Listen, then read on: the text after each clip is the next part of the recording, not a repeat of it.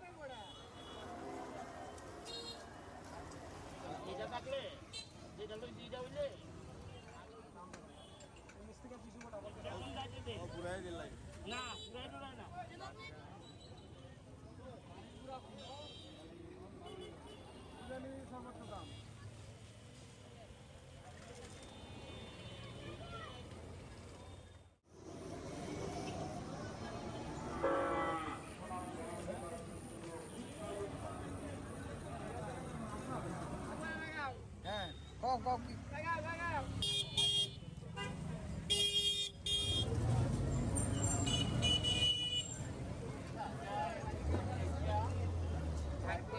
মাঝারি গরু মনে করেন 1.5 লাখ 1,60,70, আর বড় গরু আপনার 2 লাখ 2.5 লাখ টাকার, আর যেটি মিডিয়াম এটি 1,90,80 এরকম। গরু বাজার আশা করি একটু ভালো আছে। এখন ইন্ডিয়ার গরু নাই, আমাদের ইন্ডিয়ার গরু না হওয়া কারণে মানে দামটা একটু ভালো পাইতেছে। এই বাজারে আসলে এখানে গরু কিনবেন, গরু কাটার পাশাপাশি আপনারা গরু কাটার জন্য যে ইয়ার দরকার, সরঞ্জামাদি দরকার, সব সরঞ্জামাদি আছে, গরুর ঘাস আছে।